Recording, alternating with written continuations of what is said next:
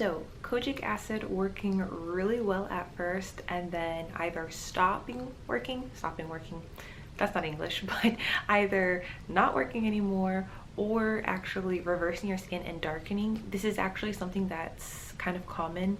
And so when it happened to me and it stopped working, basically all the progress I made, it just stopped.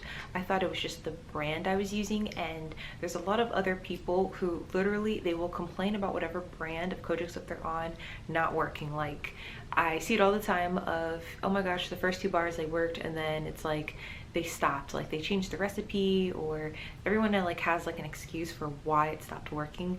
And the more research I do into this, I actually don't think it's something with the brand you're using. I don't think it's them being shady or sending you something that isn't as strong or changing the recipe or it being fake. What I actually think it is kojic acid in itself it's a lot stronger, I think, than most people give it credit. Not only that, but there have been lots and lots and lots of people saying that they used it and then over time they overused it and then it actually darkened their skin. And what happens with kojic acid is because it can be so drying, the drier your skin gets, it doesn't matter what topical you're putting on, it won't help your topical even absorb into your skin. Basically, especially if you're like on something like, I don't know, you could be on arbutin or like a tretinoin or whatever, a mequinol. Basically, if your skin gets to a certain amount of just dryness point, your products just like won't work. Not only that, but now you have a higher chance of actually giving yourself hyperpigmentation, which for most of us, we can just get hyperpigmentation naturally, but for others, it's like the skin is so overworked, it's so dry, yeah, it really screws you up. And so I think that is what's happening. People are not using kojic soap in a way that's working for them because everyone's going to be different. And then number 2, they do not know what follow-up products to put on their body or how to use it. Meaning that some people, when they use kojic acid soap, some people can literally use it twice a day and be fine. Others, even using it once every single day, they'll start getting like I don't want to say it's a dermatitis, but it's like this rash. Either things will start getting red, you'll have like these little raised bumps, these patches. Not only that, but over time they'll have certain, like their skin will like start dulling and it won't look as bright as it was in the beginning.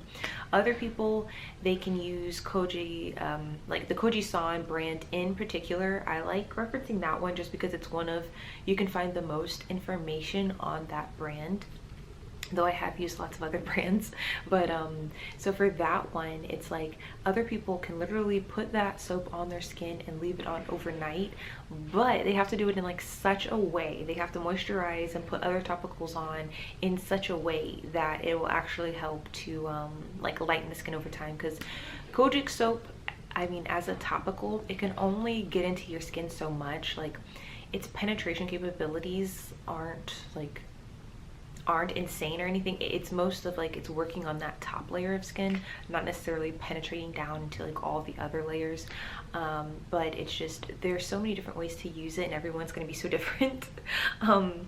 Well, first off, I mean, kojic acid in general, like it's just a type of fungi, and basically how they make it is by fermenting different foods. So you can get it from fermenting soy sauce, like fermenting sake, rice wine, and there's like a whole list of how they get the kojic acid. But basically it's a fungi. It develops during the fermentation process of different things. The crappy thing about it is that because it works so well, you will develop skin sensitivities. So if you've never had a sunburn in your life, after a couple months of being on kojic soap, you know, it's something that you might have your first sunburn. Like it actually is legit. So you have to actually be careful if like you've cut your skin or something like that, or have an open wound, stop using it. There's like a lot of risks involved in kojic soap. What else? I'm trying to think. It does fight off different bacteria. So kojic acid is used, which I thought this was really interesting. It's like not only like candida, but also athlete's foot, ringworm, yeast infections, like different strains of bacteria. So that's why for some people it's offered as an acne medication, but you have to be careful because there's also a lot of people where it was like it actually made my acne worse, and it's because they have to tailor the way in which they use their Kojic soap or they won't be able to use it. So it's just like it's such a pain in the ass. Like it's you really have to do a lot of experimenting.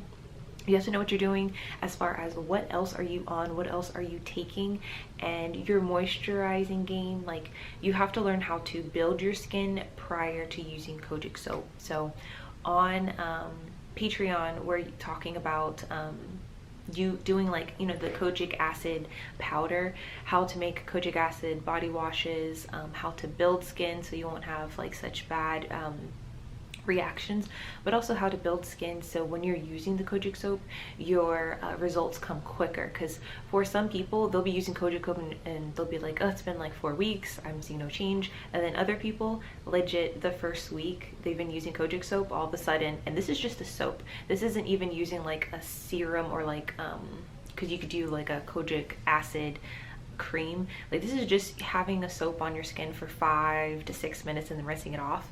But within that first week, all of a sudden it's like, holy crap, it was able to like really penetrate their skin. And so it just depends on what they were doing to prep their skin prior to using this, and also what are they putting on their skin afterwards. Moisturize with different moisturizing, I guess, agents.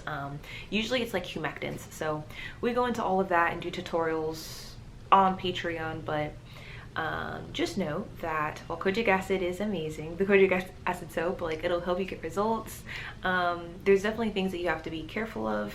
Also, if you are using like Kojic acid soap and you start seeing that you're getting some type of rash, whether it could be like a circular rash or just redness, look for over-the-counter hydrocortisone creams that could really help you in basically healing your skin. And of course, if you're starting to get a rash or something, you have to stop using it and fix whatever skin ailment you're having from the Kojic acid soap, and then go back to using it. I've noticed that people who use like a retin A on their skin or a lactic acid on their skin prior to getting into Kojic soaps, like they have the fastest results. So you have to understand that like with lactic acid doesn't really work to how can I say this? It won't really take you down several shades than what your skin naturally is. So let's say that you're someone who you like your natural skin tone, but maybe you just got a tan. Using like a lactic acid or something like that, that'll work great because it's gonna help with the cell turnover and getting that first layer of skin that was just tanned and removing it. So these are things that you could use to prep your skin, but if you're using these things for a couple months and you're noticing that you're not getting lighter, it's because they're really, what they do is just cell turnover, but it's still like, it still has its place, and like I still think you should use products like that. Just I don't want you to like to think that just using those products alone or like a retin A alone is gonna like lighten you crazy shades. It's like you have to add on other products that are also going to inhibit the tyranose or tyranase, however you pronounce that. You have to use the other products that are going to inhibit the formation of melanin. Not only that, but also help to reverse whatever else you have going on in your skin. So there's different steps to it, but it's funny because like everything works together in its own way. So I still recommend those things. So like lactic acid soaps, I think there's a 12%, it's either 10 or 12%. You could get that in amlactin. You could start using that, and that'll help boost your skin to be able to receive what Kojic acid can do for you. Because Kojic acid, the way it works is it inhibits the whole tyranase and melanin, that basically the whole sequence that happens, it inhibits all of that. So I definitely think it's something that is great to have in your arsenal, but definitely do your research prior and just start to experiment, because everyone's going to be different.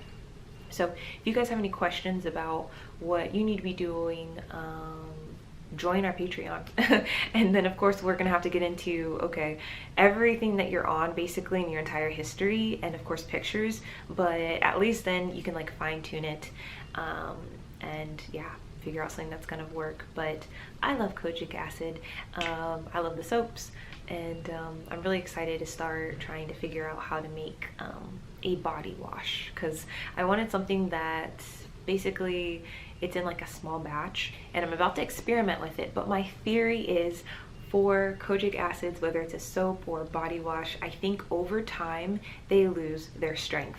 So it's kind of like how the smaller your soap gets, the weaker it gets. Because, you know, how long does it really take? I mean, for most people, usually one bar of soap will last like over a month.